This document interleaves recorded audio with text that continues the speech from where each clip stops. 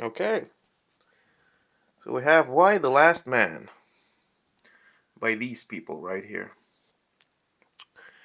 And I have to say, this book series is a tragedy because of the ending.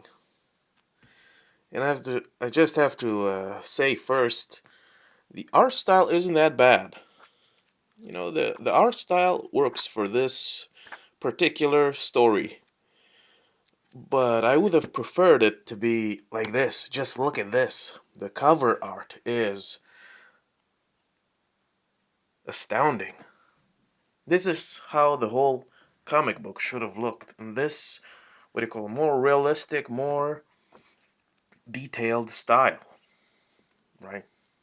But anyway, let's get into it. So one day, some sort of virus, if you want to call it that, infects all the males, mammal males, on the planet, and they all die, except for one and his pet monkey, this guy, Yorick. And there's this, what do you call it, this journey to find out what exactly happened and what might be the cure. And of course, we have a doctor, Dr. Allison, who might be responsible for the outbreak that killed half the population of the globe. And then you have another great character, Free Fitty, who, of course, if you've read this, you understand what happens in the end, which is partly why this is a tragedy. And just, I have to say, this artwork is just, I like it. It's a different tone than what's inside the books. This should have been the whole series. Look at that. Look at that. That's nice right there. So, all the males die, and of course, the world is ruled by women, and of course, there's this question, are women better at living than men? Because, of course, there is this, what you might call it, feminist propaganda that, which states that, of course, males are pieces of shit and they ruin everything, which in part might be true, but guess what? Women aren't that much better than men, and they revert to primitive beasts sometimes in the comic, which is fair. Given the situation, a lot of them can't cope. They turn to drugs, to cults. They get violent. They steal, etc., etc. But that's not really what captivated me about this. Of course, what caught my attention is this guy, because at the beginning, Yorick is just some average nobody who has a lot of jokes, and he is an escape artist, but he doesn't stand out that much. And while you read this, you find out some things happen to this guy, and you see him in a different light,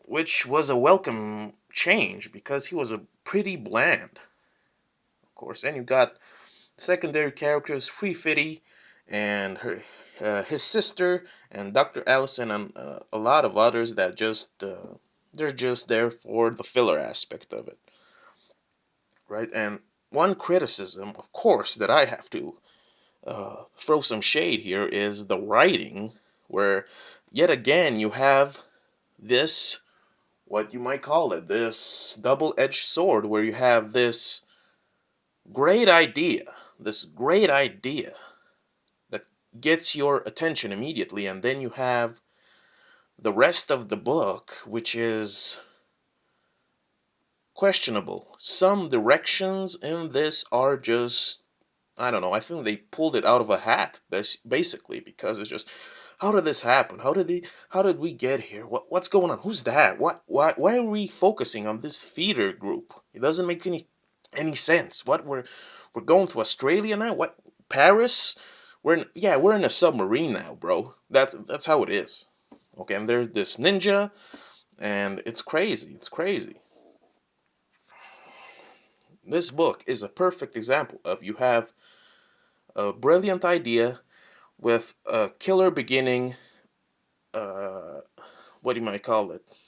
Suspect middle, and of course we have the end, which makes this entire series a complete tragedy because of what happens to this guy. And that's pretty much it. Some of this is just a slow read, and like I said, the middle of this is just wow, such a slow, like 100 bullets. I could only read a couple of chapters, put it down, and then try to continue a couple of weeks later because it was so exhausting to just go through this filler, this bloated carcass that just won't die, that keeps on going. Yeah, we're gonna focus on that Jerusalem chick that's in the military and what's she doing, and so on. And we're gonna focus on this theater group that has no bearing to the story. It was a cute idea, but you can't bring it up again because we're tired of that. But they do, and it just drags on forever. And this ninja chick that keeps hunting down Ampersand, and then she finally captures him. The Ampersand being the monkey, of course. And she gets him, and there's just this whole arc of trying to find him, and a lot of, I don't know, dull things happen. A lot of dull things happen. And I suspect that's why the ending was so abrupt, because someone finally figured out that this was going absolutely nowhere, where it's just a series of almost unconnected events. It's like we got Russians up in space, I mean astronauts in space, they have to come down, all of them die. There's this one chick that survives. She's pregnant, she will have a male child, and everybody's fucking losing it. That's great. And there's also, of course, this mystery: what caused the outbreak, what killed half the population. And of course, there's red herring after red herring after. There's no answer. It was Dr. Allison, maybe. It was her father, maybe. It was some government or some secret society. It was some sort of biological weapon gone berserk. Maybe it was divine intervention, right? And there's this, even this plot line here with some sort of ancient medallion, and I don't understand even to this day what the fuck that was about, right? It's just, I don't get it. There's just too many ideas that are just that. They're just ideas that don't come to fruition. It's like, yeah, there's this medallion, but we're not gonna really delve too deep into it. Just go with it, bro. And we're in a submarine now, so yeah, don't focus on that. All right. It's just this could have been, and allegedly it's one of the best comic books ever, according to Stephen King. Now, I don't fully agree with that. Like I said, this could have been one of the best comic books out there if the story had been tweaked a little bit instead of focusing so much on this almost gender feministic propaganda nonsense. I get it, it's cute, you can do that, but when you have this throughout every single book, it kind of tampers with the taste of it. It becomes bitter. It becomes, maybe I should put this down and read something else. But that's just me, all right? And I love this series. The artwork, the artwork, and some of the inside covers, they're just astounding. They're just, and that's how it's more realistic, and that's how the whole comic should have been, basically. And what else? What else can we say? The ending, of course, the legendary ending, and I have to agree, it is legendary, but for all the wrong reasons, because in a way, it comes out of nowhere. It just, in a way, doesn't make sense what happens. in the end. Uh, so they finally somehow managed to clone Yorick. So by the end, uh, human males will be coming back. So in a way, so society that has been crippled by the loss of its male counterparts is slowly coming back. It's slowly being civilized again. And it's all in part thanks to Allison, who manages to clone, I think, Yorick, right? And because of Ampersand and Yorick himself. Because the first clones are his, right? But that's pretty much all that he's good for in a way. He's just a scientific sample almost. He's not almost not viewed as a person. He's just some sample. And something happens in the end, which is just so tragic. The end is so tragic. You just have to read it to understand how uh, it's not even bittersweet. It's just damn. And of course, there are plenty of literary references here and there, you know, which is a treat. But let's get back to the ending. So, in the ending, something happens to this character, which is she's pretty good, I have to say. I wish that they could have developed her a little bit than just this agent, if you want. And something happens to her, and the protagonist Yorick, he's had ups and downs in the story. He's been mostly a little bitch, but when this happens to her, let's just say it, she gets killed right in front of him after realizing that they were meant for one another, basically. Yorick just has this complete character switcheroo, if you want. His personality almost changes completely, and you kind of understand that it's not an ass pull, because not only has he witnessed her death, but throughout the story, and even before the story starts, you understand that he's been through a series of events that kind of fucked up his mind almost, right? And I just have this one criticism about the ending. If I can find one character here, there's this one bitch. Only I can find her. Where is he? Where is she? Right? And it's this bitch, right? So this bitch throughout the series is portrayed as this antagonist. We don't really get why she's doing what she's doing, other than she's slowly going crazy, right? And this is my complaint.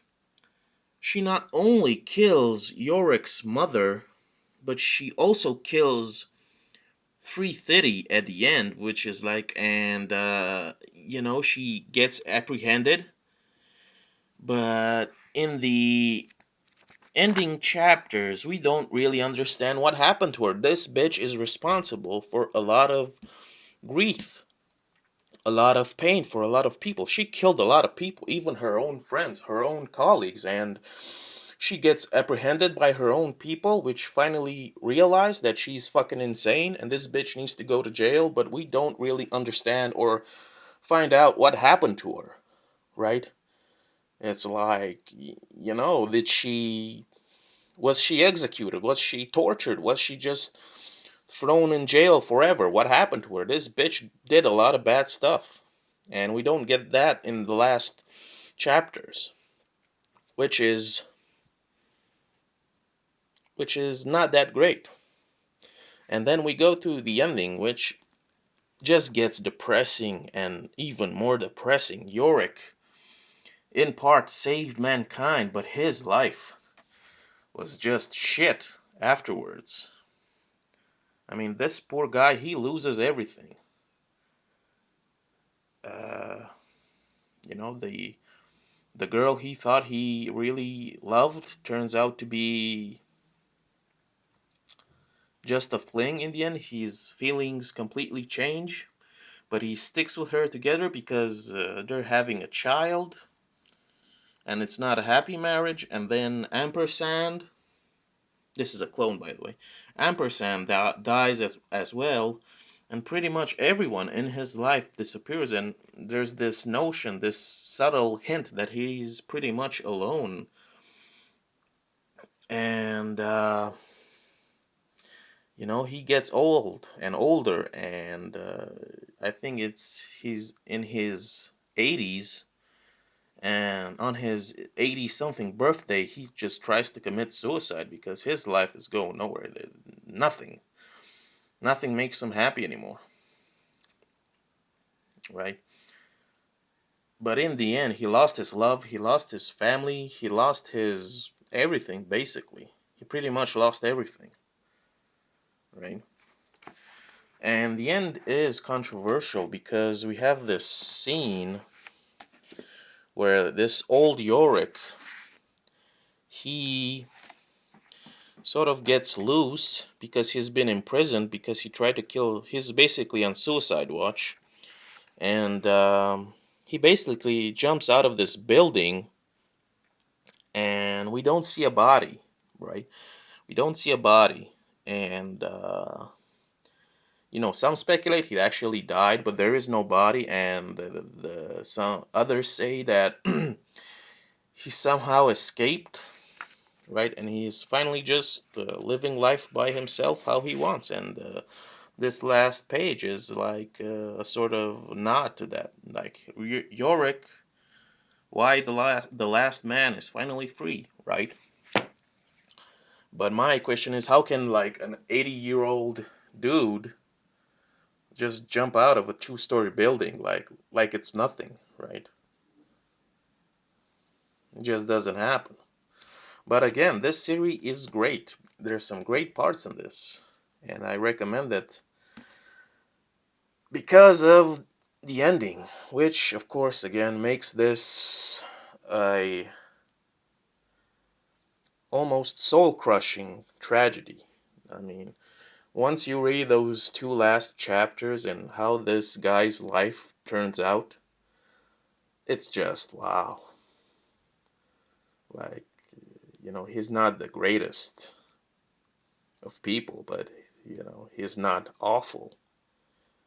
And it just shows you that even if you're a good person, even if you do the right thing, and so on and so forth, life might not turn out well for you. You might make all the right moves and so on, and have a positive mentality, but it might not work out for you, right?